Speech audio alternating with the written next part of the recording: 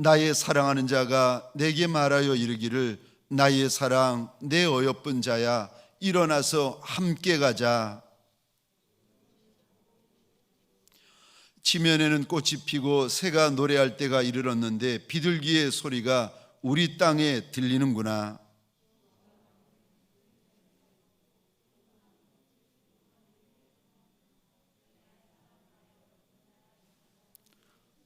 (14절) (15절은) 함께 읽겠습니다.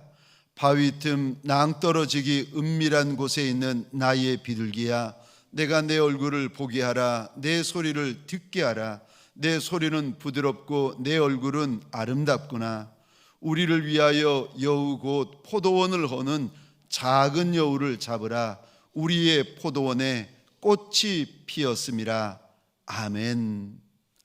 오늘 본문의 말씀을 가지고 작은 여우를 잡아라 라는 제목으로 하나님이 주시는 말씀과 은혜를 함께 나누기를 원합니다. 오늘 본문은 지금부터 2970여 년 전에, 그러니까 약 3000여 년 전에 솔로몬 왕과 예루살렘에 살던 처녀 술람미라는 처녀와의 사랑의 노래입니다. 그 당시 솔로몬 왕이라고 하면 지혜로도 최고였고 영광으로도 최고였고 영화로도 최고였고 부귀로도 최고였던 최고의 왕이 아니겠습니까? 너와 같은 이가 이전에도 없을 것이고 이후에도 없을 것이라고 하나님께서 약속해 주신 왕이 솔로몬이었는데, 그 영광, 그 영화가 극에 달하였던 솔로몬 왕과 예루살렘에 살고 있는 시골 처녀 술람미와의 사랑의 노래입니다. 그런데 솔로몬은 잘 알려져 있는데, 있기 아는데 술람미라는 여인의 모습은 어떤 모습인가? 3000여 년 전에 이 여인의 모습을 하나님이 오늘 본문을 통하여 우리에게 일러주시는데, 읽지는 않았습니다마는 아가서 1장 5절에 보시면 이 여인의 모습이 게달의 장막 같다라고 말씀하십니다. 여기 게달의 장막은 아라비아 지방의 오래된 싸구려 가죽입니다. 이 가죽은 싸지만 또 새카맣다고 합니다. 거칠고 새카만 오래된 가죽이 게달의 가죽이었습니다. 술람미 여인이 게달의 가죽 같다라는 말은 이 여인이 어려서부터 저 포도원에 나와서 일을 하는 바람에 너무 일을 많이 해서 그 여인의 피부와 얼굴이 새카맣게 탔다는 겁니다. 뿐만 아니라 이 여인의 손이나 피부가 얼마나 일을 많이 했는지 거칠고 투박하기 이를 데 없다는 겁니다. 마치 이 여인의 그 얼굴빛이나 피부가 게달의 장막과 똑 닮았다는 겁니다. 거기다가 2장 1절을 보시면 술람미 여인이 자기 자신이 어떤 모습인가를 또 고백을 하는데, 샤론의 수선화 같고 골짜기의 백합 같다고 말을 합니다. 여기 샤론의 수선화, 골짜기의 백합화가 히브리 문화에서 어떤 의미를 가지고 있는가, 이게 무슨 뜻인가 하면은, 술람미 여인도 자기가 자신을 알았는데 자신은 골짜기에 피어있는, 그냥 여기저기 피어있는, 누구도 귀히 여기지 않는 흔해 빠진 야생화, 누구도 귀하게 여기지 않는 들꽃 같은 인생이라는 것입니다. 사실 이 술람미 여인은 왕족도 아니었습니다. 많이 배운 귀족도 아니었습니다. 그저 시골의 못 배운, 우리식으로 쉽게 말하자면 가방끈이 짧디 짧은 못난 여인이었습니다. 없는 거 많고 부족한 거 많고 모자라는 거 많은 천한 여인. 그냥 그것을 시적인 언어로 히브리 문화에서 샤론의 수서나 그저 골짜기의 백합화, 그러니까 흔한 꽃, 주목하지 않는 들꽃, 흔해 빠진 야생화, 이런 뜻을 담고 있습니다. 어려서부터 한 것이라고는 일만 해서 배운 것은 없는데 일만 많이 해가지고 얼굴이 새카맣게 그을렀습니다. 손이고 발이고 몸이고 간에 피부가 얼마나 거친지 모릅니다. 거기에다가 이 여인은 누구에게도 귀히 여김받아 보지 못하고 그저 작고 흔하고 천한 여인인데, 이 못난 작고 천한 여인을 그 당시에 최고의 왕이었던, 최고의 주의, 최고의 영광, 최고의 영화를 가지고 있었던 솔로몬 왕이 사랑하기 시작합니다. 오늘 본문에 보시면 10절 한번 보시겠습니까? 이 작은 여인, 이 천한 여인, 이 못난 여인에게 솔로몬이, 최고의 왕이 이런 말을 합니다. 10절입니다. 10절 후반절입니다. 나의 사랑, 내 어여쁜 자야, 일어나서 함께 가자. 또 13절 보시겠습니까? 이 작고 천한 여인에게 최고의 왕이 무슨 말을 하는가? 13절 후반절입니다. 나의 사랑, 나의 어여쁜 자야, 일어나 함께 가자. 오늘 이 밤에 이 말씀 앞에 납작이 엎드린 저와 여러분들에게 소원합니다. 이 말씀이 어떻게 왕인 솔로몬 왕과 처녀인 술람미 처녀 와만의 이야기이겠습니까? 왕의 왕이 되어주시는 우리 주님과 작은 인생, 못난 인생, 천한 인생, 서로 자랑할 것이 아무것도 없는 술람미와 같은 그런, 술람미 여인과 같은 그런 인생된 저와 여러분들에게 주시는 하나님의 말씀이 아니겠습니까? 나의 사랑, 나의 어여쁜 자야. 사랑할 것이라고는, 사랑받을 만한 것이라고는 아무것도 없는 술람미 여인인데, 솔로몬 왕이 그 많은 여인, 그 귀한 여인, 그 잘난 여인들을 다 제쳐두고 술람미의 이름을 부르고 있습니다. 만왕의 왕, 만주의 주가 되어주시는 우리 주님께서 오늘 이 말씀을 통하여 내가 비록 작고, 내가 비록 천하고, 내가 비록 아무리 못났을지라도 저와 여러분들을 향하여 내 사랑하는 자야, 내 어여쁜 자야 불러주고 계시는 줄 믿으시기 바랍니다. 요한복음 3장 16절입니다. 우리 주님이 우리를 사랑하시되 얼마나 사랑하시는가. 하나님이 세상을 이처럼 사랑하사 독생자를 주셨으니 이는 그를 믿는 자마다 멸망하지 않고 영생을 얻게 하려 하심이라.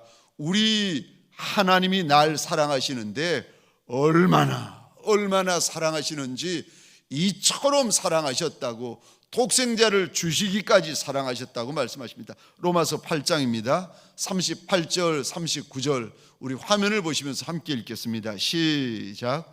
내가 확신하노니 사망이나 생명이나 천사들이나 권세자들이나 현재일이나 장래일이나 능력이나 높음이나 깊음이나 다른 어떤 피조물이라도 우리를 우리 주 그리스도 예수 안에 있는 하나님의 사랑에서 끊을 수 없으리라. 아멘.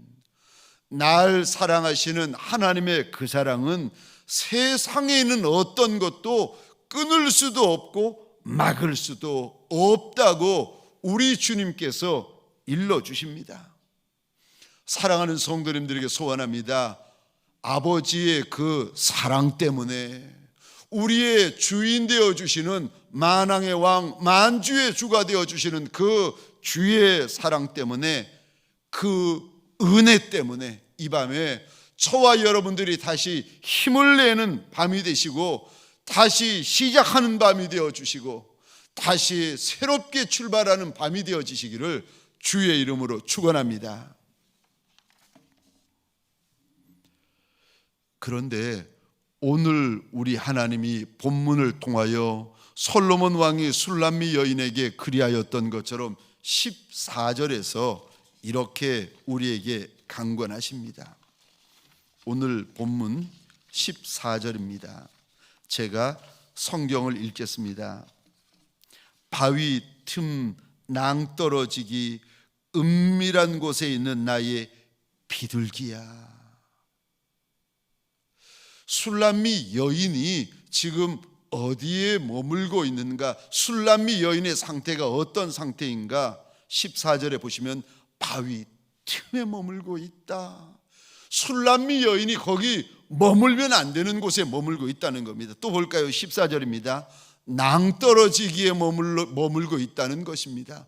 자칫 잘못하면 천길 떨어질 수 있는 낭떠러지기에 있다는 겁니다. 또 14절이요. 술람미 이 못난 여인이 어디에 머물고 있는가? 은밀한 곳, 숨어 있다는 곳입니다. 도망가 있다는 것입니다.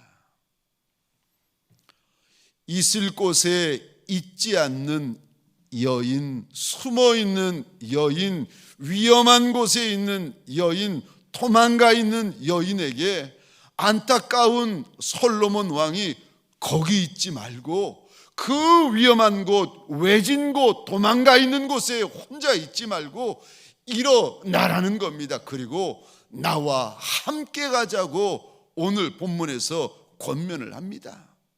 술람미 여인이 아무리 좋은 곳에 있었던들 솔로몬 왕, 그 최고의 왕이 머물던 솔로몬의 궁궐만 하겠습니까?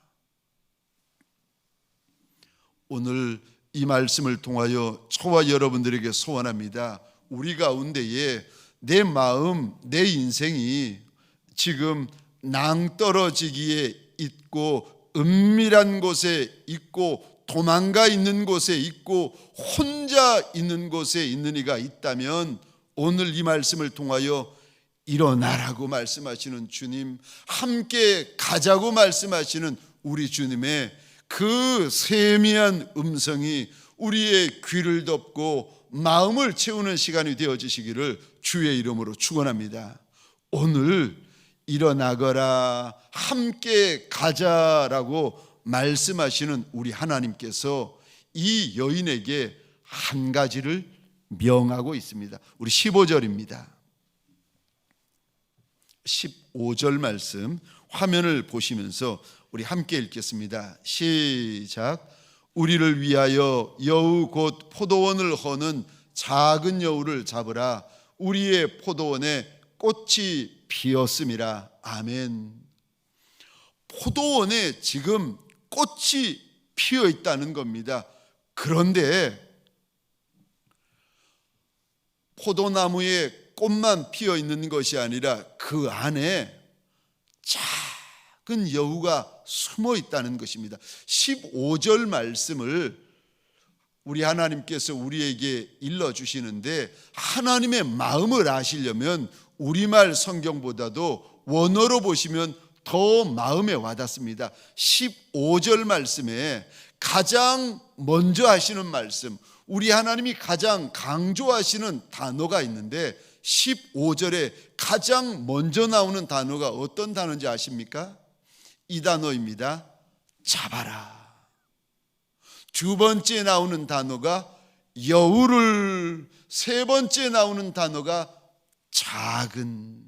그러니까 지금 우리 인생들 가운데에 하나님께서 오늘 본문을 통하여 가장 말씀하시고 먼저 말씀하고 싶어 하시는 것이 있는데, 저와 여러분들 안에 있는 작은 여우들이 있다는 겁니다. 여기 여우라고 우리말 성경에는 단수로 되어져 있지만 원어로 보시면은 복수형입니다. 인생에 지금 꽃이 피고 있는데 조금이 있으면은 탐스러운 열매, 많은 열매, 풍성한 열매들이 그 포도나무에 맺히게 될 터인데, 아니 얼마 안 있으면 꽃이 열매가 될 터인데, 꽃만 있는 것이 아니라 작은 여우 여러 마리들이 숨어 있다는 것입니다. 그런데 이 작은 여우들을 잡아도 되고 안 잡아도 되는 것이 아니라 반드시 잡아야 한다, 꼭 잡아야 한다, 무슨 일이 있어도 작은 여우들, 꽃을 열매로 하나님께서 바꾸어 주실 터인데 꽃이 피었다는 겁니다. 오늘 15절에 보면은 이미 꽃이 피었다는 거예요. 그런데 그 꽃을 떨어뜨리는 작은 여우들이 우리 인생의 포도원, 내 신앙의 포도원, 내 믿음의 포도원 안에 작은 여우들이 있다는 것입니다. 그 작은 여우들을 잡아내라고 명령하십니다. 저와 여러분들의 귀한 포도원을 허는 내 인생의 작은 여우, 내 신앙의 작은 여우, 그것이 무엇인지를 알고 그 작은 여우를 잡아내는 밤이 되시기를 주의 이름으로 축원합니다. 작은 여우를 내가 어떻게 잡아낼 수가 있습니까? 3000년 전에야 솔로몬 왕이 저 포도원의 작은 여우를 잡으라고 하면은 가서 포도원의 작은 여우를 잡으면 됩니다. 그런데 지금 저와 여러분들은 어떻게 해야 내 인생, 내 신앙, 내 달려갈 길을 허물어뜨리는 작은 여우들을 잡아내는 것이 됩니까? 첫 번째로 여우를 잡는 것은 첫 번째로 저와 여러분들 새 마음을 가지는 것이 여우를 잡아내는 것입니다. 지금 마음 말고, 현재 마음 말고, 이전 마음 말고 새 마음을 가지셔야 됩니다. 역사의 시작은 우리 마음에서부터 시작되어집니다. 그래서 잠언 4장 23절입니다. 모든 지킬 만한 것 중에 더욱, 모든 지킬 만한 것 중에 가장 네 마음 지켜라. 남의 마음 상관하지 말라는 겁니다. 남의 마음 쳐다보지 말라는 거예요. 네 마음 지켜야 된다. 네 마음 지켜야 된다. 왜요? 생명의 근원이 이에서 남이라. 다른 말, 다른 소리 할 것이 없다는 것입니다. 네 마음 지키면 된다고 우리 하나님께서 일러주십니다. 그런데 이전 마음이 아니라 새 마음, 헌 마음이 아니라 새 마음, 과거의 마음이 아니라 새 마음은 내가 가지고 싶다고 해서 가지는 것이 아니라 하나님이 주셔야 합니다. 사무엘상 10장 9절입니다. 제가 읽겠습니다. 그가 사무엘에게서 떠나려고 몸을 돌이킬 때 그 다음에 잘 보십시다. 하나님이 새 마음을 주셨다. 저와 여러분들 새 마음을 가지려면은 내가 새 마음을 가져야지 한다고 가져지는 것이 아니라 하나님이 주셔야 된다는 것입니다. 에스겔 36장입니다. 26절 우리 같이 읽겠습니다. 시작. 또 새 영을 너희 속에 두고 새 마음을 너희에게 주되 너희 육신에게서 굳은 마음을 제거하고 부드러운 마음을 줄 것이며 아멘. 새 영, 새 마음은 하나님이 주셔야 받을 수 있는 것이라고 우리 하나님이 에스겔의 입을 통하여 또다시 말씀하십니다.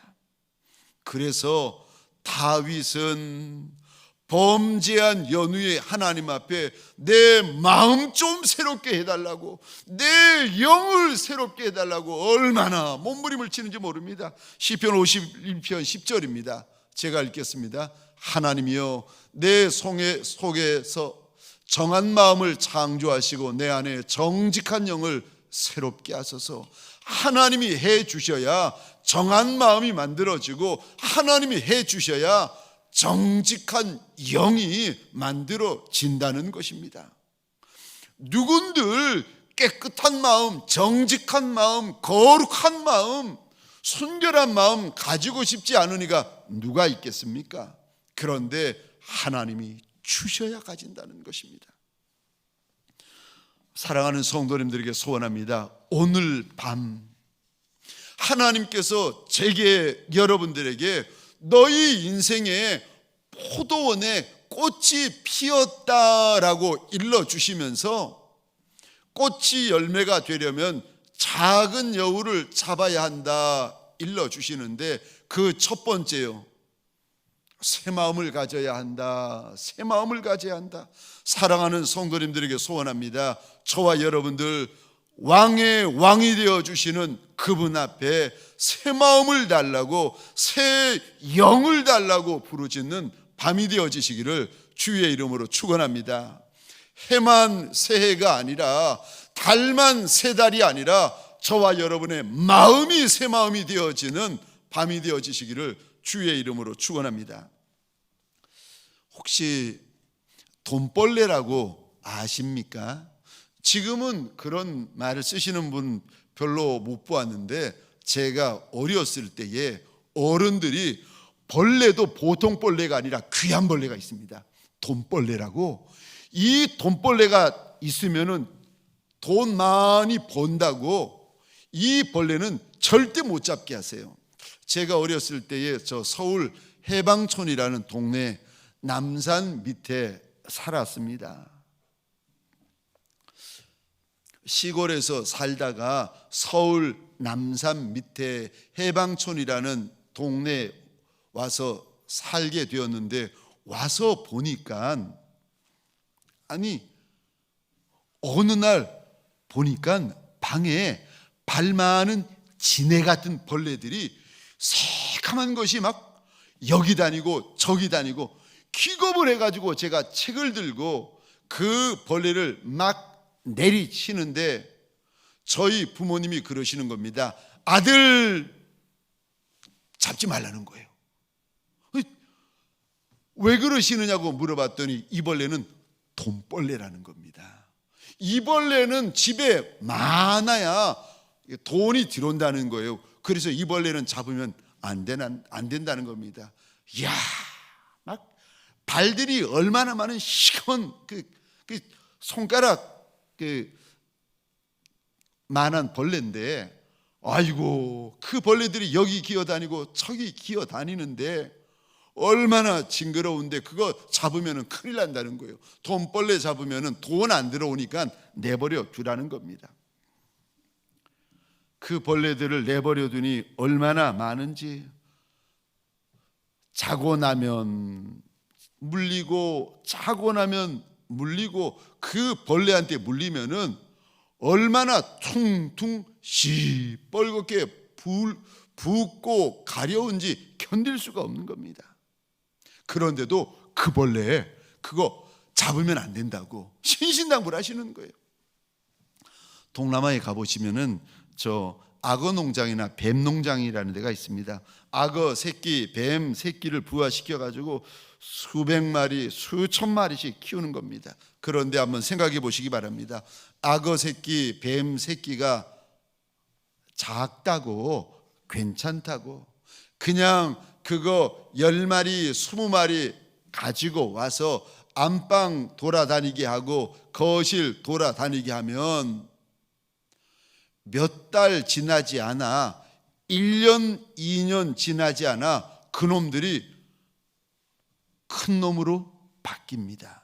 그러고 나면은요, 이 악어, 이 뱀들이 1m, 2m, 3m가 되면은 그때부터는 사람까지 잡아먹습니다. 뱀들이 커지고 나면은 큰 구렁이가 되어가지고 안방이고 거실이고 막 기어다닌다고 생각해 보시기 바랍니다. 그 가정 어떻게 되겠습니까? 저와 여러분들 안에 작다고 내버려둔 내 인생의 포도원을 허는 작은 여우들, 그 여우들이 있다고 우리 하나님은 오늘 본문에 제게 말씀하시고 여러분들에게 말씀하십니다. 그 작은 여우들이 내 인생에 꽃을 떨어뜨렸고 내 신앙의 꽃을 떨어뜨려서 열매되지 못하게 가로막았다는 것입니다. 사랑하는 성도님들에게 소원합니다. 포도원의 꽃을 허는 작은 여우들, 오늘 새 마음을 가짐으로 잡아내는 밤이 되어지시기를 주의 이름으로 축원합니다. 두 번째요, 어떻게 하는 것이 작은 여우를 잡아내는 것입니까? 인생들마다 작은 여우가 있다는 겁니다. 하나님은 있다고 하시는데 한두 마리 있는 것이 아닌데 어떻게 하는 것이 내 인생의 작은 여우를 잡아내는 것이 되는 것입니까? 두 번째, 회개하는 것이 내 인생의 작은 여우를 잡아내는 것입니다. 요한일서 1장 9절입니다. 제가 혼자 읽겠습니다. 만일 우리가 우리 죄를 자백하면 그는 미쁘시고 의로우사 우리 죄를 사하시며 우리를 모든 불의에서 깨끗하게 하실 것이요. 하나님은 우리가 자백하고 고백하고 회개하면 우리의 죄를 사하여 주시고 모든 불의에서 깨끗게 하여 주시겠다고 약속하십니다. 회개는 죄를 이기는 방법입니다. 회개는 죄를 이기는 능력입니다. 회개가 오랫동안 우리 안에 내버려졌던 작은 여우를 잡아내는 방법입니다. 회개는 내 안에 있는 죄, 내 안에 숨어 있는 죄, 내 안에 습관이 된 죄를 잡아냅니다. 회개는 은혜를 회복시키고 축복을 회복시키고 사명을 회복시키고 영광을 회복시킵니다. 우리가 주님 앞에 납작이 엎드려서 얼굴을 땅에 대며 믿음으로 주의 옷자락을 붙잡고 믿음으로 주의 발등상을 붙들며 나의 죄악들을 토설하는 것은 마치 작은 여우를 한 마리 한 마리 잡아내는 것, 끌어내는 것과 똑같습니다. 하나님이 이스라엘의 첫 번째 왕으로 사울을 세우십니다. 처음에는 그러지 않았는데 이 사울 왕이 언제부턴가 변질되기 시작합니다. 안 하는 말을 하기 시작하고 안 하는 짓을 하기 시작합니다. 하나씩 둘씩 하나님의 말씀을 거역하기 시작합니다. 하나님이 사울 왕에게 아말렉을 다 진멸하되 아이, 가축, 짐승까지 다 진멸하라고 명령하셨는데 그 말씀, 그 명령을 두 귀로 뻔히 들어놓고 자기 마음대로 좋은 것은 살려두고 나쁜 것만 죽입니다. 사울의 작은 여우는 불순종이었습니다. 이 작은 여우 때문에 그 아름다운 포도원에서 사울 왕이 쫓겨납니다. 2000년 전 우리 주님이 이 땅 가운데 오셔서 사도 그 많은 무리들 가운데 12를 뽑아서 사도로 세우십니다. 그 가운데 가론 유다는 정말 똑똑하고 셈이 빨랐습니다. 그래서 주님의 동꾀를 맞습니다. 처음에는 그러지 않았는데 어느 날부터 해선가 주의 것에 손을 대기 시작합니다. 성경은 가론 유다에 대하여 이렇게 한마디로 말합니다. 그는 도적놈이라. 남들은 사도라 이야기를 하고 동료들은 사도라 불렀지만 하나님은 그를 가리켜 도둑놈이다 말씀하십니다. 탐심이라는 작은 여우가 가룟 유다의 포도원을 허물어뜨립니다. 그런데 신기하죠. 사울 왕도 가룟 유다도 후회는 하는데 회개는 하지 않습니다. 후회로는 죄를 이길 수 없습니다. 결심으로는 죄를 이길 수 없습니다. 직분으로는 죄를 이길 수 없습니다. 회개해야, 주님 앞에 회개해야 죄를 이길 수 있습니다. 유혹을 이길 수 있습니다. 미혹을 이길 수 있습니다. 경건하게 살 수가 있습니다.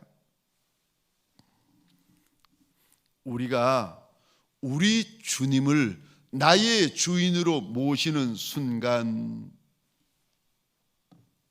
그때부터는 내 신앙생활뿐만이 아니라 내 모든 일상생활, 신앙생활 모든 것이 다 주님과 연결이 되어집니다. 그리고 그 모든 것의 주인이 우리 주님이 되십니다. 그러니까 만일 우리가 죄를 지으면 신앙적인 죄가 아니라 개인적인 죄, 물질적인 죄, 은밀한 죄를 지으면 그 죄가 주님에게 죄를 짓는 것입니다. 왜요? 주님을 영접하는 순간 주님은 내 모든 것의 주인이 되시기 때문에 그런 것입니다. 배우자에게 짓는 죄도 주님에게 짓는 죄입니다. 부모에게 짓는 죄도 주님에게 짓는 죄입니다. 자녀에게 짓는 죄도 주님에게 짓는 죄입니다. 동료에게 짓는 죄도 주님에게 짓는 죄입니다.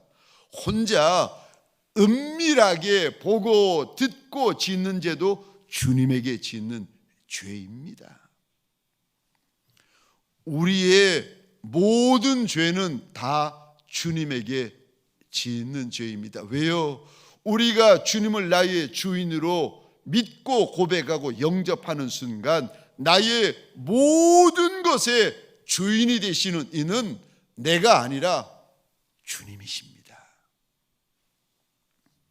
그러므로 우리의 죄가 어떤 죄이든지 간에 사람에게 지은 죄, 부모에게 지은 죄, 누구에게 지은 죄라 할지라도 우리 주님 앞에 들고 나가셔야 합니다. 마지막 세 번째로, 내 포도원을 허는 작은 여우를 정말 잡아내시려면 세 번째, 내 죄를 고백하셔야 합니다. 내 죄를 다른 이들 앞에서 고백하셔야 됩니다. 야고보서 5장 16절입니다.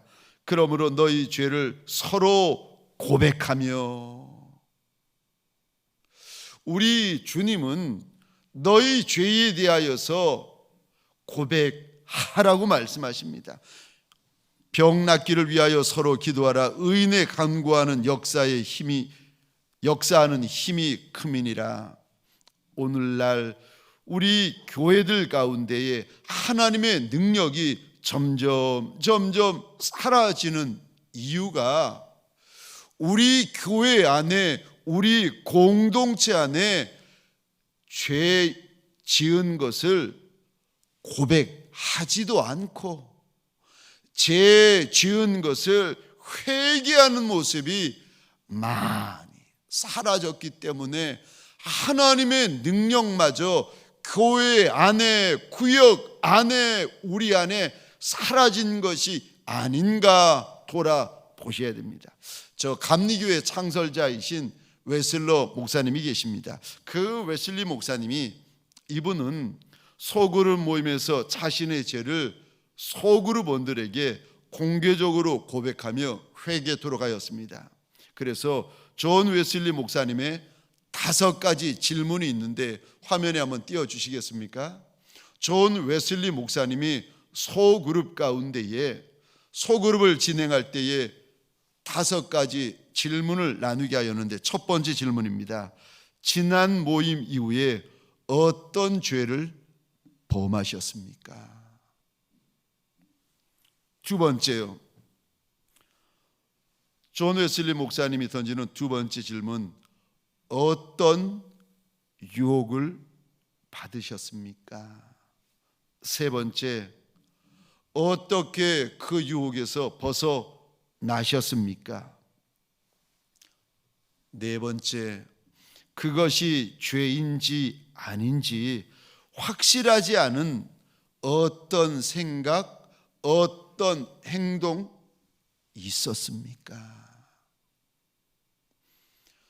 죄인 것도 아니고 죄 아닌 것도 아닌 그 회색 지대에 놓여져 있었던 생각, 행동이 지난 모임 이후에 오늘 만나기까지 있었냐는 겁니다. 그게 어떤 거였느냐고 묻고 있습니다. 마지막 다섯 번째로, 여러분에게 숨기기 원하는 어떤 비밀이 있습니까?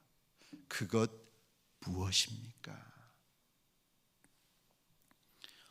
존 웨슬리 목사님의 부흥운동이 어떻게 그렇게 강할 수 있었을까? 이 고백 공동체 때문이었습니다. 왜 안 넘어졌겠습니까? 왜 안 실족했겠습니까? 그들도 넘어지고 실족했죠. 그런데 이 고백하는 시간을 통하여, 고백하는 공동체를 통하여 뻔뻔스러워도 일어나고 수치스러워도 또다시 일어날 수 있었다는 것입니다. 고백 공동체 때문에 죄가 사람들을 사로잡을 수가 없었다는 것입니다. 그래서 성령 운동이 지속될 수가 있었고 이 땅에 감리교회가 탄생할 수 있었다는 것입니다. 물론 죄를 우리가 고백할 때에 아무나에게나 자신의 죄를 고백하라는 말이 아닙니다. 죄를 고백하는데도 분별이 있어야 되고 지혜가 있어야 됩니다. 하나님이 감동을 주실 때가 있습니다. 그리고 정말 자기 자신에게 영적으로 도움을 줄 수 있는 사람에게 죄를 고백하는 것입니다. 그러지 않으면 분별이 없이 죄를 고백하고 치유 없이 죄를 고백하면 그분은 어려움을 겪을 수가 있습니다. 죄를 고백하는 것이 내 인생의 포도원을 허무는 작은 여우를 잡아내는 것이라고. 믿음의 동역자들, 하나님을 많이 사랑하는 거룩한 동역자들, 신실한 동역자들, 예수 많이 닮은 예수의 흔적, 십자가의 흔적이 많은 신앙의 선배들에게 내 죄악을 고백하는 것이, 이것이 내 인생의 포도원을 허무는 작은 여우를 잡아내는 세 번째 방법이라고 우리 하나님께서 일러주십니다. 저와 여러분들, 내가 알 수 있던 모르던, 내가 깨달던 못 깨달던 내 인생의 포도원을 허무는 작은 여우가 있다고 말씀하십니다. 이때 오늘 본문을 통하여 하나님은 그 여우가 여러 마리라고 우리에게 일러주십니다. 그 포도원을 허우는 여우들 때문에 마음이 힘들고 영이 괴로워가지고 어떤 이들은 바위 틈에 숨어있는 이가 있고 어떤 이의 마음, 어떤 이의 영은 은밀한 곳에 숨어있는 이가 있고 어떤 이는 외진 곳, 어두운 곳에 혼자 숨어있는 이도 있다는 것입니다. 그런 저와 여러분들에게 오늘 이 밤에 우리 하나님께서 주시는 첫 번째 말씀이요, 일어나라는 겁니다. 낭떠러지기에서, 그 바위 틈에서, 그 외진 곳에서 일어나라고 하십니다. 그리고 함께 가자고 하십니다. 왜요? 네 인생에, 네 신앙의 포도원에 많은 열매가 있을 거라는 겁니다. 왜요? 지금 꽃이 피어 있다는 것입니다. 그런데 일어나서 함께 가기 전에 우리 하나님께서 오늘 본문을 통하여 저와 여러분에게 당부하시되 명령하시는 마지막 말씀이 있습니다. 작은 여우들을 잡아내라는 것입니다. 사랑하는 성도님들에게 소원합니다. 저와 여러분들 새해를 시작하면서 새 마음을 가지십시다. 새해를 시작하면서 납작이 엎드려 회개하십시다. 그리고 내 어두운 죄, 습관적인 죄, 하나님께서 감동을 주실 때 주님만이 닮은 신실한 주의 예수 흔적, 십자가 흔적이 많은 신실한 믿음의 선배들 앞에서 내 주한 죄, 더러운 죄, 습관적인 죄, 하나님이 감동 주시거든 감추지 말고 숨기지 말고 고백하여서 죄의 사슬에서 벗어나 작은 여우들을 잡고 꽃이 열매가 되어지는 하나님의 복이 있는 사람들 되어지시기를 주의 이름으로 축원합니다. 우리 시간 함께 기도하겠습니다.